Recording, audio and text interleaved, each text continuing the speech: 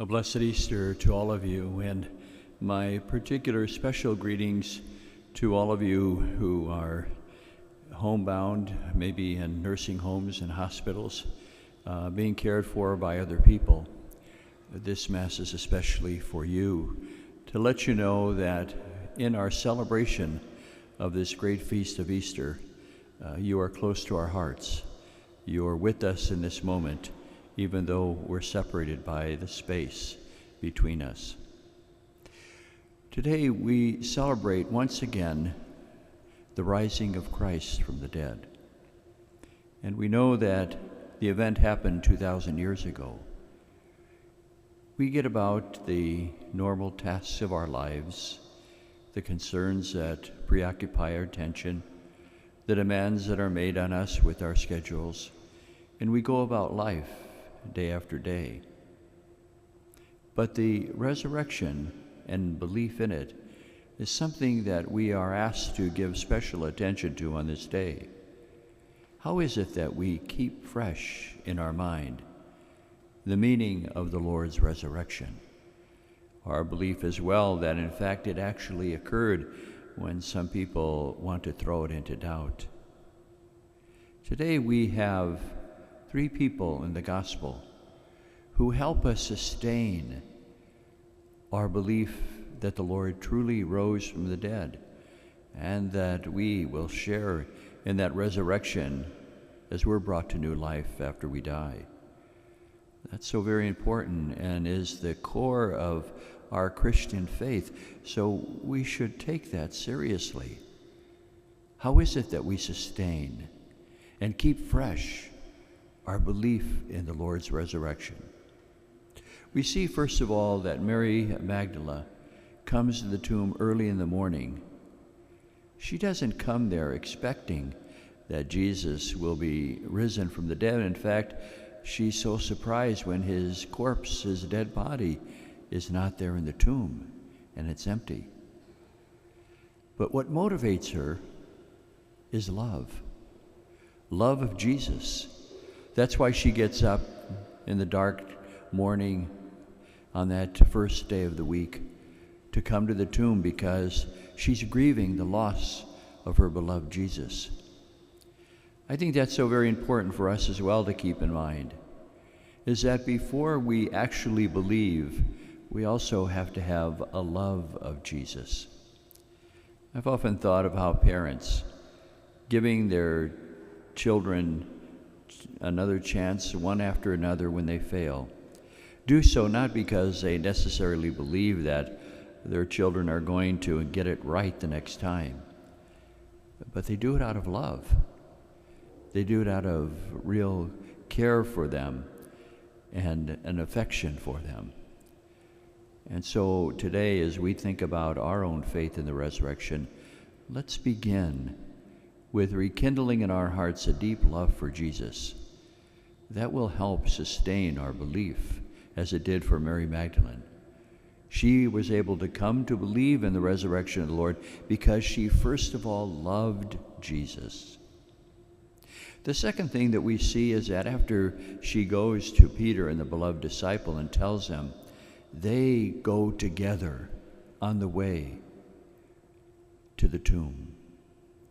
It is a reminder that our faith is something that is enhanced through the witness of another. We journey through life with a lot of people in our own parishes, maybe a religious sister or a priest who accompany us, a spouse, a parent, a grandparent, who were a part of forming our faith. They were alongside us. And it's important for us to keep in mind that we grow in our faith through the witness and the example of other people.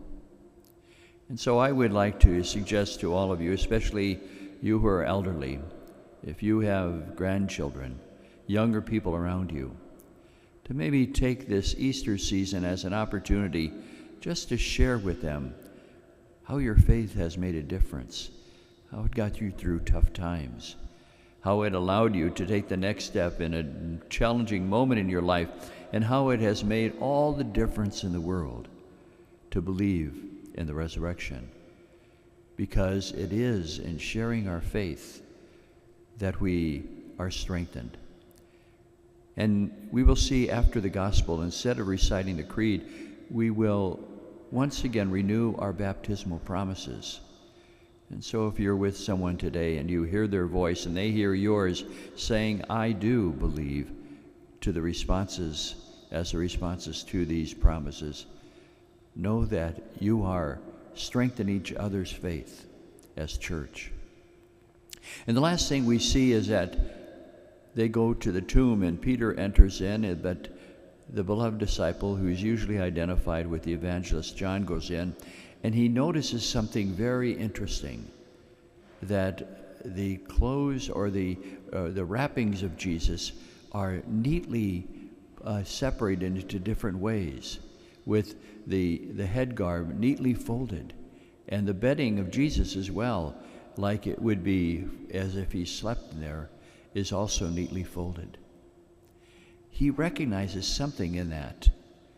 Maybe it is that Jesus was a very neat person. I like to tell grade school children that it's a sign that Jesus made his bed every day, and it's something that the beloved disciple recognized, that this was a habit of Jesus. But it's an occasion for us to look for ways in which we see how Jesus acted in life being replicated today. Maybe in a moment in which we see someone being lifted up in their illness and cured by an encouraging word. Or maybe the way that we see someone or ourselves do it, forgive another as Jesus offered the forgiveness of God. Or maybe we help someone along the way, just as Jesus cured those people who were lame, we walked with other people. My hope is that today you will see around you the signs of the impact of the risen Lord in our midst through the good works of other people.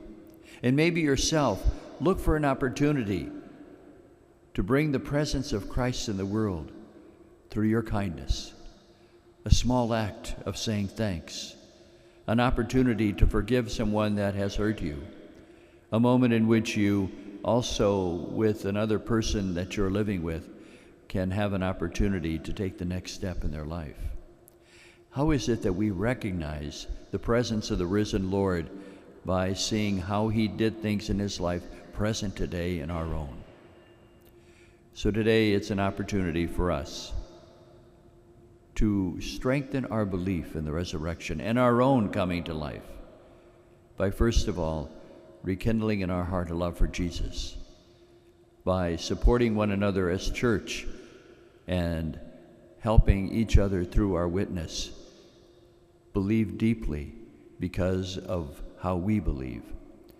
And finally, by looking for the telltale signs of Jesus' presence in the world, the risen Lord, as acts of forgiveness are given, as encouragement is offered to people who are downtrodden, as curing takes place in a way that allows us, other people, to walk with us. Yes, we need all of these ways to deepen our faith in the resurrection. And in that way, truly, before we ever believe or understand what the resurrection is about, we love the Lord, we walk with each other, and we also put into action the very activity of Jesus in our world today, one that brings healing, forgiveness, and new life.